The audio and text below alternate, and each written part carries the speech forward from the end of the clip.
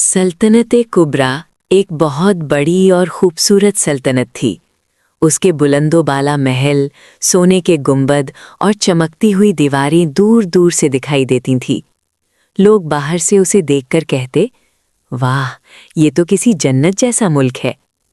मगर अंदर का हाल बिल्कुल मुख्तलिफ था। सल्तनत में आम लोग खौफ और परेशानी की जंजीरों में जकड़े हुए थे। वो सुबह सूरज निकलने से पहले अपने घरों से निकाल दिए जाते और दिन भर खेतों में काम करते, पत्थर तोड़ते या महल की तामीर में मेहनत करते। जो भी थक कर बैठ जाता या लम्हे के लिए आराम कर लेता, फौरन सिपाही आ जाते। वो सख्त आवाज़ में चीखते और कोड़े बरसाते, उठो, काम करना है, आराम नहीं, तुम्हारे लिए बस मेहनत है। लोग खौफ से फौरन खड़े हो जाते और दोबारा काम में लग जाते। इस तरह दिन भर लोग थकन और खौफ के दरमियान जिंदगी गुजारने पर मजबूर थे। बादशाह हारून सल्तनत का हुक्मरान निहायत सख्त दिल और जालिम था। उसकी नज़र में आवाम इंसान नहीं बल्कि सिर्फ काम करने वाले जानवर थे। वो चाहता था कि आम लोग कभी इल्म न हासिल कर सकें। उसके ख्याल में अगर लोग पढ़ लिख जाएं तो वो सल्तनत के उसूलों को चैलेंज करेंगे। सब स्कूल और मदरसे बंद कर दिए, किताबें जलवा दी गईं और जो उस्ताद तालीम देने की कोशिश करते उन्हें जेल या दूर दराज के सहराओं में जलावतन कर दिया जाता। पढ़ना और पढ़ाना अब जुर्म बन गया था। आवाम की ज़िंदगी खौफ और बेचैनी में गुजरने लगी। लोग बोलना भूल गए, सोचना छोड़ दिया और ख्वाब देखना भी खतरे की बात समझने लगे। दिन ब दिन जुल्म बढ़ता गया और लोगों की आंखों में उदासी और परेशानी छा गई। बादशाह हारून अक्सर अपने दरबार में बुलंद आवाज़ से ऐलान करता, ये गरीब लोग पढ़कर क्या करेंगे? क्या इनके खाली पेट भर जाएंगे? नहीं, इल्म सिर्फ शाही ख़ानदान का हक है और कोई भी आम आदमी इस पर हाथ नहीं डाल सकता। लोग उसकी इतनी सख्ती के बावजूद खामोश रहते। यूं सल्तनत कुबरा में ना सिर्फ जुल्म बल्कि जहालत का राज कायम हो गया। महल के अंदर सोने, जवाहरात और चमकती हुई चीज़ें थीं, मगर आम लोगों की ज़िंदगी अंधेरों, मेहनत और खौफ में गुजर रही थी। हर तरफ खामोशी छाई हुई थी और बादशाह हारून की सख्तियों ने आवाम के दिलों से ख्वाब, उम्मीद और इल्म की रोशनी छीन ली थी। बादशाह हारून के वालिदैन बहुत पहले दुनिया से जा चुके थे और बादशाह बहुत कम उम्र में सल्तनत का वारिस बन गया था। इतनी छोटी उम्र से ही सल्तनत की जिम्मेदारियों में मसरूफ़ रहने की वजह से बादशाह ने अपनी ज़िंदगी में शादी का सोचा भी नहीं था। अब जब वो जवान हो चुका था, दिल में ख्याल आया कि सल्तनत के मुस्तकबिल के लिए उसे वारिस की ज़रूरत है। उसे ना सिर्फ सल्तनत के लिए बेटा चाहिए था बल्कि अपनी ज़िंदगी में सुकून और खुशी भी चाहिए थी। बादशाह ने शादी का फैसला किया और जल्द ही महल में खुशियों का समा बिखर गया। महल के दरबार में शमें जली, मेहंदी और खुशबू से हर कमरा मुअत्तर था। बादशाह के चेहरे पर पहली बार बेपनाह खुशी की झलक नजर आई। महल के दरवाज़ों से लेकर बागात तक हर जगह खुशी के मनाजिर नजर आ रहे थे। महल में एक खूबसूरत रानी आई जिसका नाम रानी बानो था। वो ना सिर्फ खूबसूरत थी बल्कि नरम दिल और ज़हीन भी थी। बादशाह हारून जो सल्तनत में अपनी सख्ती और जुल्म के लिए मशहूर था, रानी बानो के साथ वो बहुत नरम, मोहब्बत भरा और ख्याल रखने वाला था। रानी बानो भी बादशाह से बेहद मोहब्बत करती थी और दोनों के दरमियान एक मजबूत रिश्ता कायम हो गया। कुछ ही अरसे बाद रानी बानो ने बादशाह को औलाद की खुशी दी। प्यारी सी शहजादी पैदा हुई जिसका नाम शहजादी नूर रखा गया। शहजादी नूर की पैदाइश पर महल में खुशियों की लहर दौड़ गई। शहजादी नूर निहायत प्यारी, मासूम और ज़हीन थी और बादशाह की आंखों की रोशनी बन गई। बादशाह के दिल में अपनी बेटी के लिए मोहब्बत और खुशी का एक अलग ही एहसास था। महल में सब लोग देखकर हैरान थे कि बादशाह जो सल्तनत में सख्त था, अब अपनी छोटी बेटी के लिए नर्म और खुश दिल नजर आता था। हर किसी के दिल में यही ख्याल आता था कि शहजादी नूर की पैदाइश ने महल में एक नई जिंदगी भर दी है। वक्त गुजरता गया और कुछ अरसे बाद महल में एक बार फिर खुशी की खबर आई। रानी बानो के यहाँ दूसरी बेटी की पैदाइश हुई। इस बार भी बादशाह खुश तो हुआ, मगर पहली जैसी खुशी उसके चेहरे पर नजर न आई। उसने रस्में निभाईं, खुशी का इजहार भी किया, मगर उसके दिल के किसी कोने में एक हल्की सी उदासी ने जगह बना ली थी। वो अपनी पहली बेटी से अब भी मोहब्बत करता था, मगर दिल ही दिल में वो सोचने लगा था कि शायद अब इस बार बेटा हो जाता तो बेहतर होता। दूसरी शहजादी के बाद भी वक्त गुजरा और फिर एक दिन महल में तीसरी बार नन्हे कदमों की आहट सुनाई दी। इस बार भी बेटी ही पैदा हुई। तीसरी बेटी की पैदाइश पर बादशाह के दिल पर गहरा असर पड़ा। वो इस खुशी को दिल से कबूल ना कर सका। अब उसके दिल में बेटे की ख्वाहिश साफ साफ जाग चुकी थी। वो सोचने लगा कि उसकी सल्तनत का वारिस कौन बनेगा, कौन तख्त संभालेगा, कौन उसके बाद हुकूमत करेगा। اس کی نظر میں بیٹیاں سلطنت نہیں چلا سکتی تھیں، اسے ایک بیٹے کی ضرورت تھی جو اس کے بعد تخت پر بیٹھ سکے۔ وقت آہستہ آہستہ گزرتا گیا۔ شہزادیوں کے ساتھ محل کی رونق تو تھی، مگر ایک خاموشی بھی تھی جو بادشاہ کے دل میں پلنے لگی۔ رانی بانو کے ہاں اس کے بعد مزید اولاد نہ ہوئی۔ دن مہینوں میں اور مہینے برسوں میں بدلتے گئے۔ بادشاہ اکثر تنہائی میں یہ سوچتا کہ وقت بہت تیزی سے گزر رہا ہے اور سلطنت ابھی تک وارث کے بغیر ہے۔ اس کے دل میں بیٹے کی خواہش اب پہلے سے زیادہ گہری ہو چکی تھی۔ وہ خود سے کہتا، اگر رانی بانو کے ہاں مزید اولاد نہ ہوئی تو میں کب تک انتظار کرتا رہوں؟ سلطنت کا مستقبل داؤ پر لگا ہے، مجھے مزید دیر نہیں کرنی چاہیے۔ اسی سوچ نے اسے ایک سخت مگر اس کے خیال میں ضروری فیصلہ کرنے پر مجبور کر دیا۔ بیٹے کی خاطر اس نے دوسری شادی کر لی۔ اس بار بھی محل میں ایک پیاری سی ملکہ آئی جس کا نام رانی چاندنی تھا۔ رانی چاندنی نرم لہجے اور خاموش طبیعت کی مالک تھی۔ محل نے ایک بار پھر نئی دلہن کا استقبال کیا اور بادشاہ کے دل میں ایک نئی امید نے جنم لیا کہ شاید اب اس کی خواہش پوری ہو جائے۔ مگر قسمت کو کچھ اور ہی منظور تھا۔ اس شادی سے ایک بیٹی پیدا ہوئی جس کا نام شہزادی ناہید رکھا گیا۔ ننھی شہزادی نہایت پیاری اور معصوم تھی اور اس کی آنکھوں میں ایک خاص چمک تھی جو دیکھنے والے کو فوراً اپنی طرف کھینچ لیتی۔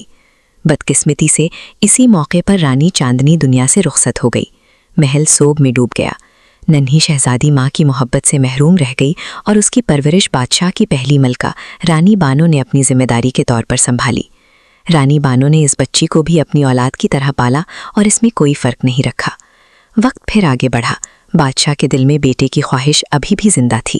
بادشاہ کی نظر میں بیٹیاں نازک تھیں، محبت کے قابل تھیں، مگر حکومت کے لیے نہیں۔ اس کے خیال میں تخت ہمیشہ بیٹوں کے لیے ہوتا ہے۔ یہی سوچ آہستہ آہستہ اس کے فیصلوں پر اثر انداز ہونے لگی۔ اسی کشمکش میں اس نے تیسری شادی کا فیصلہ کیا۔ اس بار محل میں ایک اور ملکہ آئی۔ اس کا نام رانی ماہین تھا۔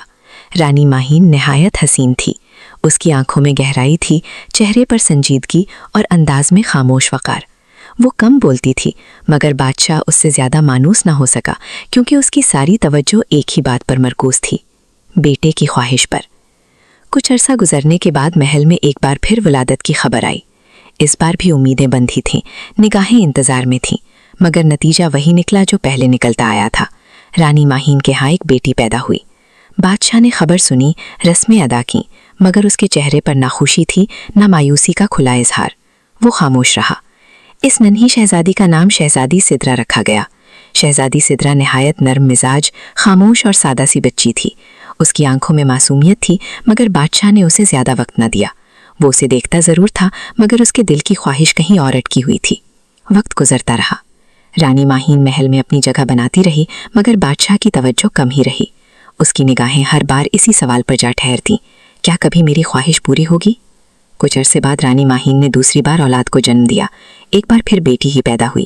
اس بار کسی نے بادشاہ کے چہرے پر خوشی ڈھونڈنے کی کوشش بھی نہ کی، جیسے سب جانتے ہوں کہ اب یہ خبر اس کے لیے نہیں رہی۔ اس دوسری بیٹی کا نام شہزادی ہما رکھا گیا۔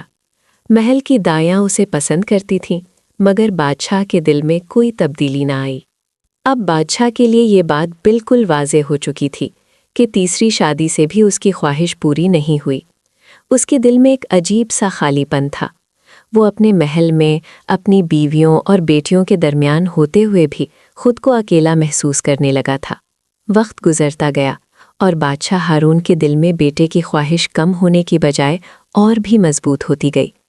اس کی 3 شادیاں ہو چکی تھیں اور ہر بار بیٹی پیدا ہوئی، لیکن بیٹے کی خوشی نصیب نہ ہوئی۔ محل میں ننھی بیٹیاں خوشی کی روشنی لاتی رہیں، مگر بادشاہ کے دل میں وہ انتظار اور بے چینی کبھی کم نہ ہوئی۔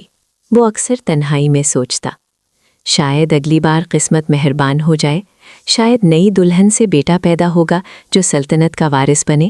اسی سوچ نے بادشاہ کو ایک نیا فیصلہ کرنے پر مجبور کر دیا۔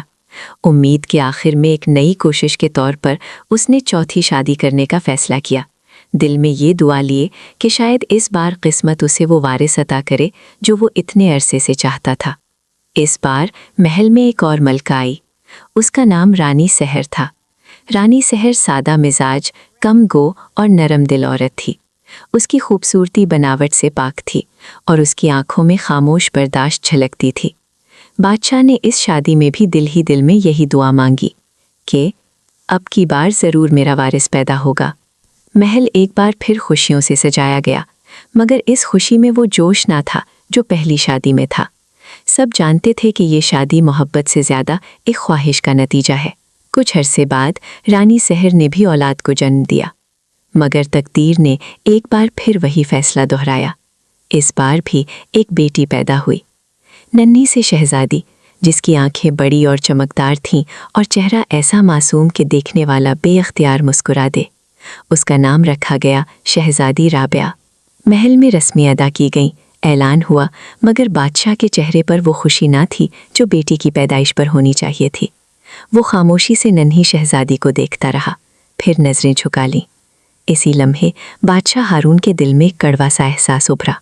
वो खुद से बोला, शायद मेरे नसीब में बेटा है ही नहीं। ये ख्याल उसके दिल पर बोझ बनकर बैठ गया। बरसों से जिस ख्वाहिश के पीछे वो दौड़ता आ रहा था, अब वही ख्वाहिश उसे थका चुकी थी। उसने अपनी ज़िंदगी पर नज़र डाली। 4 शादियाँ, 4 मलकाएँ, और हर बार किस्मत ने उसे बेटियों की नेमत दी। बादशाह हारून की कुल 7 बेटियाँ हो गईं। बादशाह की 7 बेटियाँ थीं। पहली 6 बेटियों को इब्तिदाई तालीम दी गई, बस थोड़ा बहुत पढ़ाया गया।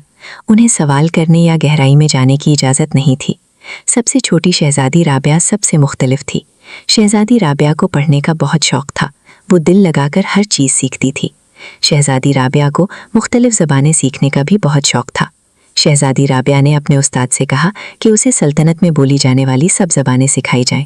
वो सिर्फ ज़बानें ही नहीं, बल्कि तलवारबाजी, घुड़सवारी, मुसव्विरी, तिब्बी उलूम और दीगर उलूम भी सीख रही थी। शहजादी राबिया सब बहनों से मुख्तलिफ थी। उसे पढ़ाई का इतना शौक़ था कि वो हर वक्त इल्म हासिल करने में मसरूफ़ रहती। शहजादी राबिया चाहती थी कि वो एक दिन उस्ताद बने और जो कुछ वो सीख रही है दूसरों को भी सिखाए। लेकिन बादशाह की सख्ती और पाबंदियों की वजह से महल में किसी को तालीम देना मुमकिन नहीं था। चूँकि राबिया को तालीम का बहुत जुनून था, उसने चोरी चोरी महल से बाहर जाना शुरू किया। वो अपनी सल्तनत के गांव और देहात की तरफ जाती, वहाँ के लोगों से मिलती, बच्चों से दोस्ती करती और उन्हें पढ़ने की तरफ राग़िब करती। लेकिन वक्त के साथ एक मसला सामने आया। लोगों में पढ़ने का शौक़ ख़त्म हो चुका था। वो इल्म की अहमियत नहीं समझते थे और बच्चों और बड़ों में मायूसी छा गई थी।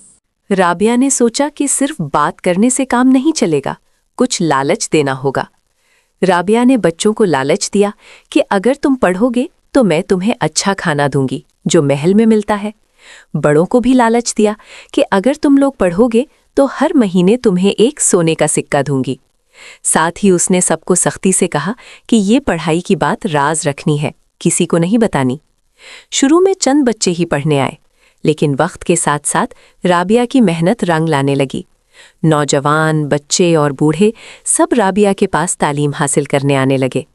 शहजादी राबिया सिर्फ लिखना पढ़ना नहीं सिखाती थी, वो उन्हें ज़िंदगी के बारे में भी समझाती। ज़िंदगी का मकसद क्या है, किस तरह सोचना और समझना चाहिए। जब एक गांव के लोग पढ़ लिख गए तो राबिया ने उन्हें दूसरे गांव भेज दिया ताकि वो रोज़ाना कुछ घंटे वहां जाकर दूसरों को भी पढ़ाएं। कुछ ही अरसे में राबिया की कोशिशों से बड़ी तादाद में लोग तालीम याफ्ता हो गए और इल्म की रोशनी दोबारा सल्तनत के गांव में फैलने लगी। एक दिन बादशाह के पास ये खबर पहुंच गई कि शहजादी राबिया छुपकर सल्तनत के गांव-गांव जा रही है और वहां के लोगों को पढ़ा रही है।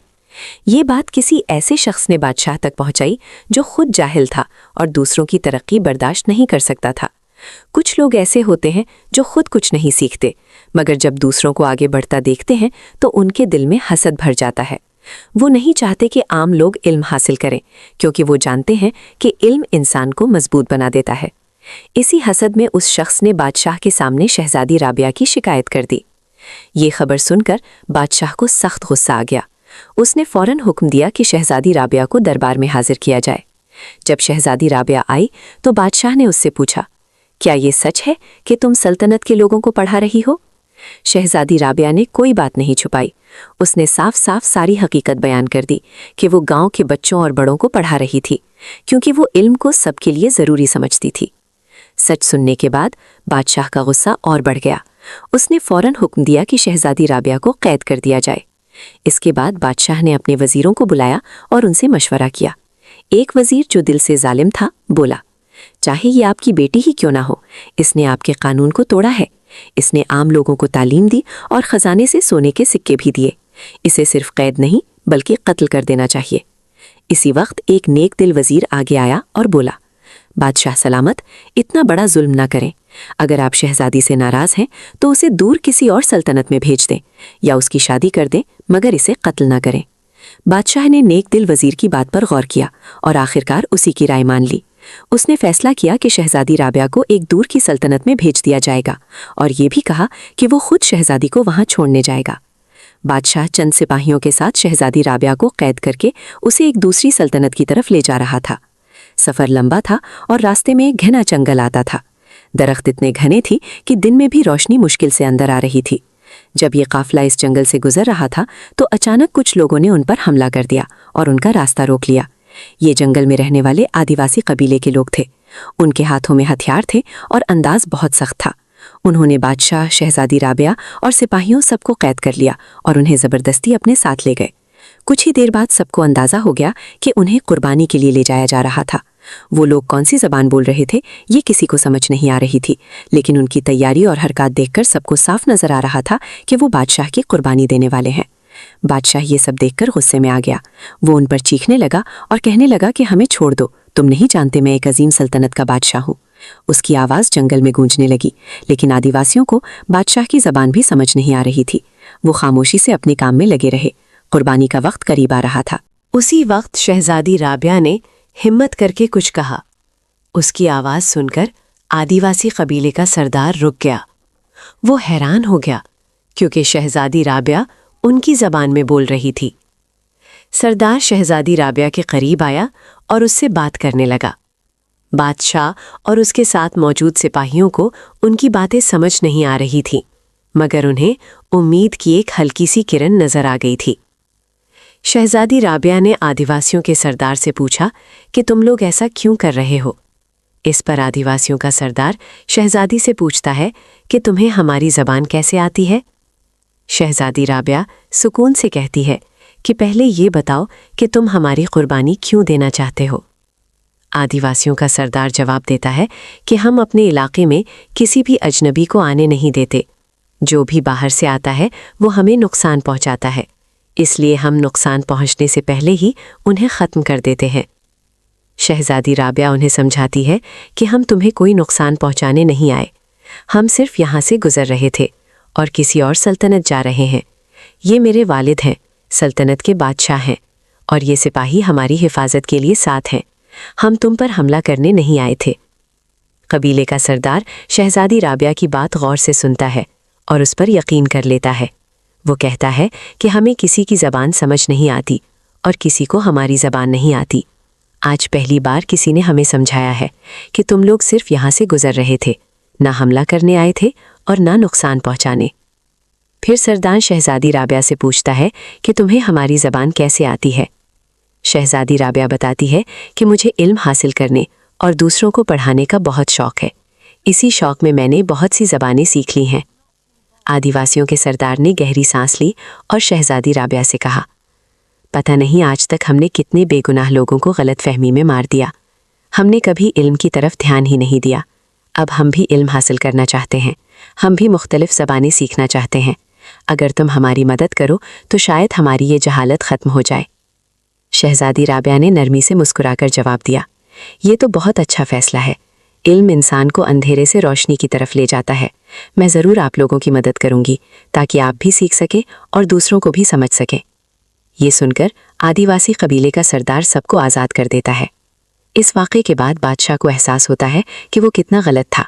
वो समझ जाता है कि अगर आज शहजादी राबिया को आदिवासी कबीले की ज़बान ना आती तो सब लोग बिला वजह मारे जाते। बादशाह शहजादी राबिया से माफ़ी मांगता है और कहता है कि अब से इल्म पर सबका हक होगा। हमारी सल्तनत का हर बच्चा पढ़ेगा, सबकी तालीम बिल्कुल मुफ्त होगी और इसका सारा खर्च शाही खजाने से दिया जाएगा। सल्तनत में स्कूल दोबारा से खोल दिए गए। असातिज़ा बच्चों को पढ़ाने लगे और पूरी सल्तनत में इल्म की रोशनी तेज़ी से फैल गई। ये सब शहजादी राबिया की वजह से मुमकिन हुआ। इसी वजह से सब लोग शहजादी राबिया को इल्म की शहजादी कहने लगे। अगर आपको ये कहानी अच्छी लगी हो तो वीडियो को लाइक ज़रूर करें, अपनी राय कमेंट में हमारे साथ शेयर करें और ऐसी मज़ीद खूबसूरत कहानियाँ सुनने के लिए चैनल को सब्सक्राइब करना मत भूलिए।